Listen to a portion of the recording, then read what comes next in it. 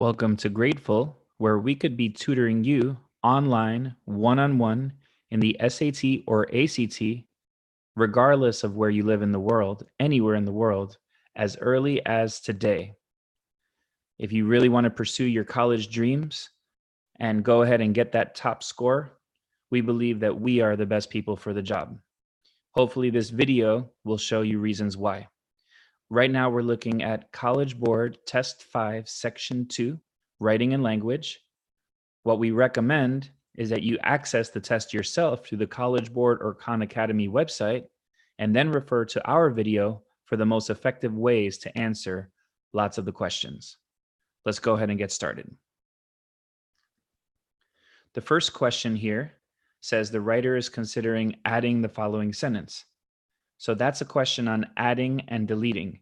Adding and deleting, from what we've noticed, is based on the main idea of the paragraph.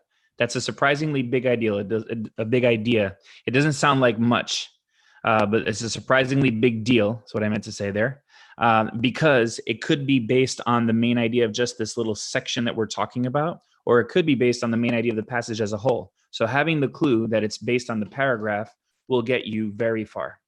So just quickly getting the main idea of the paragraph, when we quickly get main idea at Gradeful, we use verbs to do so. So the important verbs are is, was, are, am, were, be, have, has, had, which are often referred to as the linking verbs. And we also want to be aware that ing words and to do words are not verbs. So reading through this, paleontologists are using technology to gain a greater understanding of the past.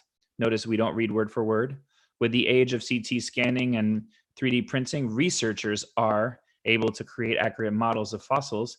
These models have expanded researchers' knowledge of ancient species and promise to advance the field of paleontology.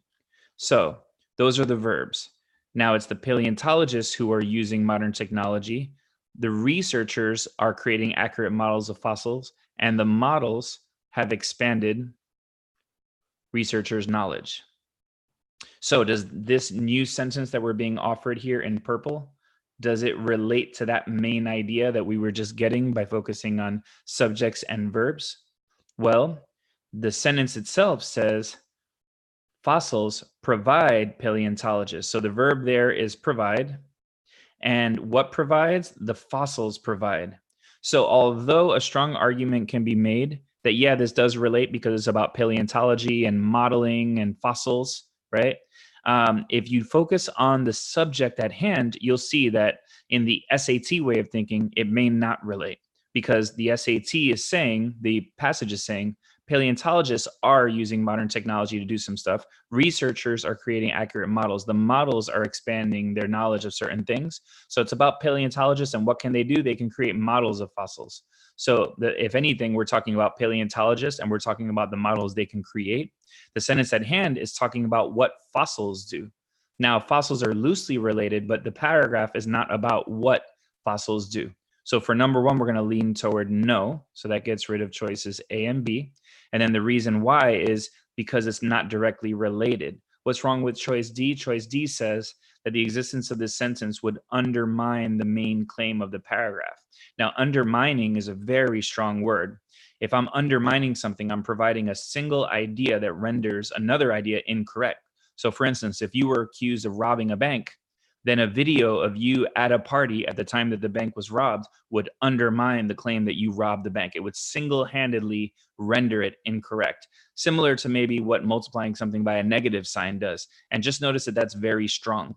So whenever we see claims that are very strong in answer choices, we can more easily judge whether they're correct or not.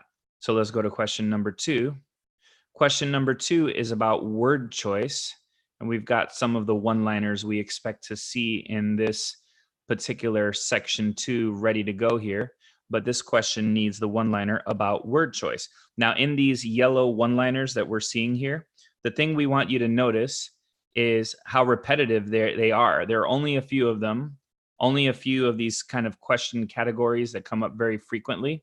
And those few, I mean, they're everywhere in this test. So when we talk about the SAT section 2, there are a few main things that if you have a handle on, in my opinion, there's no way your score can't go up because it's a content-based test. And when you have that content, then I believe you'll do a lot better. And that's my opinion. So just going to go ahead and clip in the part that's above because we want to be able to read this with some continuity. Okay, so these models, there we go. These models have expanded researchers' knowledge of ancient species and swear to advance the field of paleontology in the years to come. So this is a question about word choice. Word choice looks very much like the passage-based vocabulary questions on section 1, but they're very different. For word choice, you're going to have 4 words that essentially mean the same thing, and we're just trying to figure out which is the best one for this situation. Most often, it'll come down to the definition of the words, the definitions of the various words at hand. However, a small percent of the time, it'll come down to how formal the words are. And especially if we're dealing with something in the social sciences, the SAT is going to lean toward wanting you to be more formal because generally the SAT is a formal test. I can think of maybe one moment where I've seen an exception to a rule, to that rule in an official SAT setting. So when I say swear, that's a very informal word. Just imagine someone's accusing you of something and you say, you know, I swear that's not the case, even though your parents will say you should never swear, right? But that's not a formal word. If you're saying, I swear this, it's more of an expression that people say. Now, I vow, I might also say that's informal. Not actually that it's really that informal of a word, but it's kind of an emotional word, right? Like if you think of a wedding, someone vows to do this and vows to do that. There's some emotion and drama involved there. So in that sense, I might consider it informal. So those 2 words are not going to fit the tone of a very academic passage. Now for the other 2, we'll kind of go a little bit more by the definitions of the word. So what does it mean to subscribe to something? Subscribe in the world of social media popularity would be something like signing up. Subscribe to this channel. You're signing up to that channel so you can be considered someone that has designated that channel as one of your favorite YouTube channels, right? So are we talking about signing up for something here? Definitely not. And promise is a word that usually gets used in a different sense, but it does fit here. These models have expanded researchers' knowledge of ancient species and promise to advance the field of paleontology in the years to come. So the word promise there is being used in kind of one of its secondary definitions, which is that they yield promise. They yield, let's say, optimism. You know, if you think of some new venture, let's say some startup company that you read about in a magazine, that company might hold a lot of promise that it's going to do something amazing in the years to come. So the word promise can be used to describe optimism. And so that's what they're talking about here. There's a lot of optimism that these models are going to expand the field of paleontology in years to come. So the answer to number 2 is going to be D. Going over to number 3 now, the writer is considering deleting the underlined sentence. Should it be kept or deleted? Well, adding and deleting is one of our big one-liners, one of our big things that comes up over and over again. So like I said, with these yellow rules, what we want you to notice is how often the same few things will come up over and over again on the SAT. That's good news to us because it means when we have a command of these same few things, we'll be doing a lot better. So let's go ahead and quickly get the main idea of the paragraph as we normally do using subjects and verbs. So in this paragraph, we're going to say scanners use something. A printer builds something. We're skipping through because, you know, the better you can be at skipping through, the better you'll do. The plastic hardens quickly. It allows the printer to build layers. Now, to build is not a verb because to do and ing words are not verbs in our way of seeing things. Compared with the older ways, this is extremely versatile. So now going through and looking for the subject. The subject is who or what is doing the verb. So the scanners use X-rays. The printer then builds a polymer. The plastic hardens quickly, and the plastic allows the printer to build layers. Scanning and printing in this way is extremely versatile.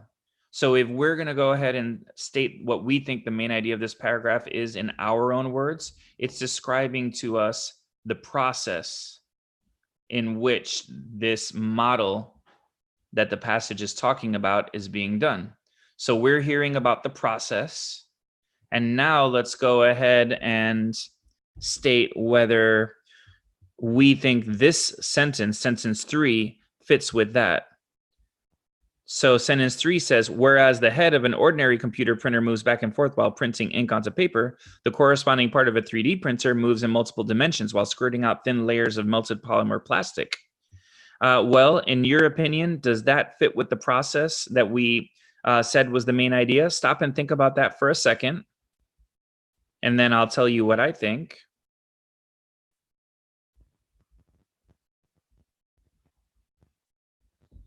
So in my opinion, I think this does kind of fit with the process, because if we get a little deeper into what they're saying, now that we're really trying to make our decision about what goes, it says the 3D printer builds a polymer model based on this blueprint.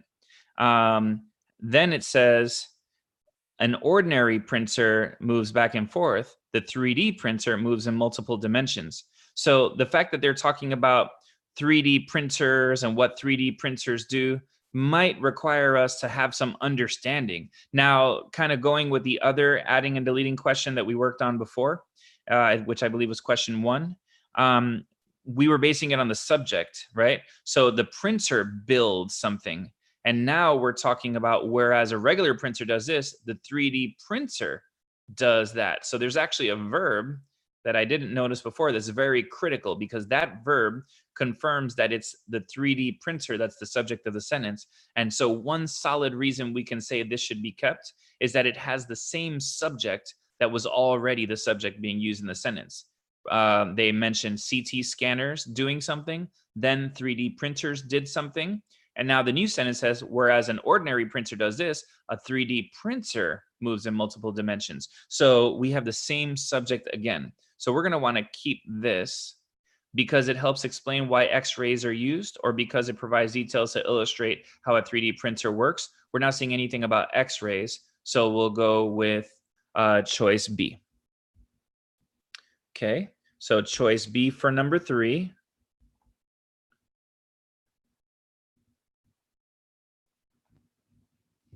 And now we're going to question 4.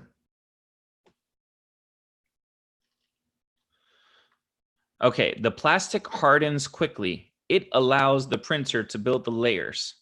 Okay, so right here, we have the idea of 2 independent clauses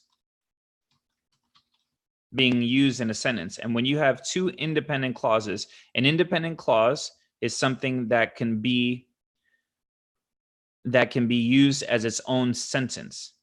Now, what is a clause? These are the fundamentals that if you want to look through our video library, look for English 101, and you'll get some of the basics that you should really not ever approach section 2 of the SAT without knowing those basics. But it'll talk about the basics of subjects, verbs, modifiers, clauses, a lot of these fundamentals. So a clause has a subject and a verb. An independent clause has a subject and a verb and can be its own sentence. Like I said, more info on this in a previous video. And a dependent clause has a subject and a verb and a word in the front. So subject and a verb, an independent clause would be something like John went to the mall. And a dependent clause would be something like since John went to the mall. So right now we're talking about 2 independent clauses in a sentence, something like John went to the mall, comma, and he bought shoes, right? So that would be 2 independent clauses in a sentence. And if you have 2 independent clauses, then you want to join them with a semicolon or a comma and a conjunction. So I could say John went to the mall, comma, and he bought shoes. Or I can say, with a semicolon, John went to the mall, he bought shoes. Now, another necessary part of this conversation is to say that it would be a run-on or a comma splice, depending on which English teacher you have. But in essence, it would be wrong, very, very wrong, to say John went to the mall, comma, he bought shoes. So that would be terrible. That's a run-on or a comma splice. And so if you have two independent clauses, you can use a semicolon or a comma conjunction. But if you just put a comma only in between, then that's very wrong in our way of seeing things. So now, taking this rule and applying it to what we're talking about here,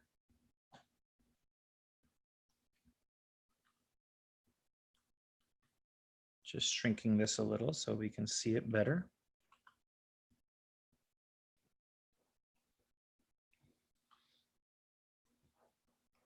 Choice A is a run-on sentence. The plastic hardens quickly, has a subject and a verb. The plastic hardens. And this piece right here could be its own sentence. It has a subject and a verb, and it could be its own sentence. It allows is also a subject-verb combination. Even though the it is very vague, while that's a problem in and of itself, it still doesn't prevent this from being an independent clause. It allows the printer to build the layers of the final model. So right now, what's specifically wrong with choice A? It's a run-on sentence. Similar with choice B, this allows. So by going from it to this, it's maybe even more vague than it was before. But still, this allows is your subject and verb. So if I have a subject and verb in the second part, then that means that the first part and the second part both have subjects and verbs. So they're both clauses, and you cannot have two independent clauses with a comma between. So far, choices A and B are both run-on sentences. Well, now let's skip ahead to choice D. That allows. So equally vague like choice B, but that allows is your subject and verb, just like saying John went. So the verb would be allows, and the subject would be in all three choices, it, this, or that. So we've got three run-on sentences for question number 4. And the one that's not going to have it is choice C, by saying which allows. Which is not a word that can be used to refer to a person, place, or thing. It's a reference to something, but it does not count itself as the noun. So this is a thing that allows. It is a thing that allows. That thing allows. These are nouns. These are referring to a single thing every time we say one of those. But when I say which allows, I'm sort of pointing you to the thing we talked about before, but I'm not specifically introducing a new noun. So now just listen to how nice this sounds. The plastic hardens quickly, which allows the printer to build the layers of the final model. So I might call the second part of the sentence now a modifier. A modifier is a clause that's missing the subject, the verb, or both. And by turning the second part to a modifier, we eliminated the problem of having a run-on sentence. Like I said, if a lot of this terminology is a bit much for you, go back through our videos and look for our video entitled English 101, and it'll give you some of the fundamental terminology that we use throughout section 2. So now going to number 5, I might want to, when you're approaching a new question, you might want to start early and read with momentum. And when we kind of go through fast, we talk about not focusing on every single word, but although we're not focusing on every word, we want a solid understanding of what's going on in the passage, because that's going to help us make better decisions about which answer choices to keep and which decisions to make. So one significant benefit of 3D printing technology is its ability to create scale reproductions of fossils.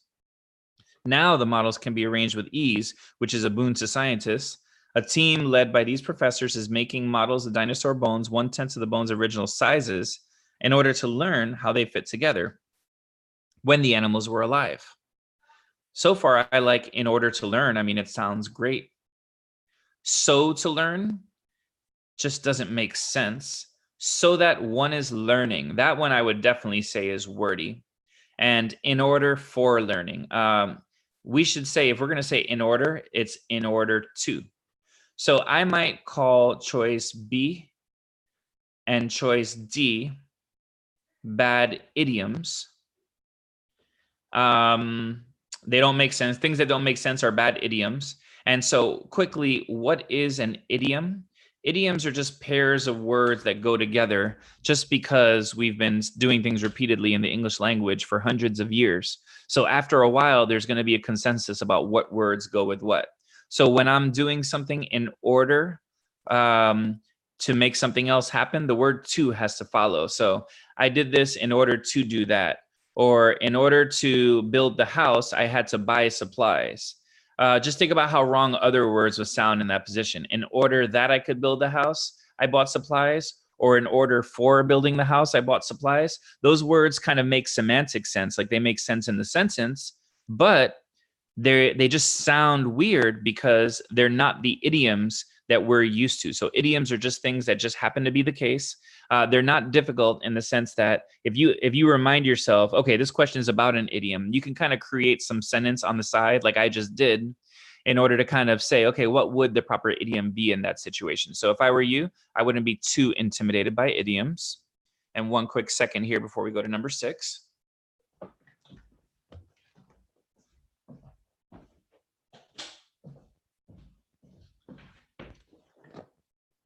So number 6 is having to do with this sentence 4 here. In the past, such research was limited by the weight and bulk of the fossils, as well as its preciousness and fragility. So research was as a verb, limited by, and the research was limited by what? The weight and bulk of the fossils, as well as. Okay, so what's going on here? We have the weight, but the weight and the bulk. The weight and the bulk of what? Of the fossils. So this is a string of nouns. We talk a lot about strings of nouns joined by prepositions. So this one's maybe not exactly a string of nouns joined by prepositions. So we'll talk more about that rule in the future. But the rule is when you have a string of nouns like this, you want to judge singularity and plurality by the first noun in the string. So the first noun in the string, really, with the word and is a very special word. It makes one thing count as two things. So what are we talking about? We're talking about the weight and bulk. The word and kind of says that those two things have the same priority in the sentence. But we're talking about the weight and bulk of the fossils, as well as. So we have kind of like another and going on here. So yeah, so as I'm thinking about it, more reasons why I wouldn't consider this a string of nouns joined by prepositions. But what are we talking about? Just kind of reading through it a little on the faster side. We have the weight and bulk of the fossils, as well as those fossils, preciousness and fragility. So just thinking this question through out loud, I might think of it more as what are we talking about here? So just reading it fast one more time. In the past, such research was limited by the weight and bulk of the fossils, as well as those fossils' preciousness and fragility. So it's very clear when we look here that what are we talking about? We're talking about the fossils. I don't think anyone listening can argue with me there. But when we talk about the fossils, that's more than one thing. It's plural. So to be in agreement with the fact that we're talking about the fossils, we need a plural word. So there is a place. It, apostrophe S, it is a singular word. And it right here is a singular word. So the fact that we need a plural, because we know that semantically we're talking about the fossils, means that the only answer for 6 can be choice C.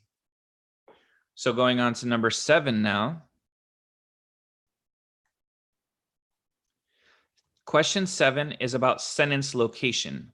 And for when you get to sentence location, you want to realize that the one-liner is look within and imagine. So what does that mean? This basically means that we want to do a little bit of the opposite of what we would instinctively do in a question situation like this.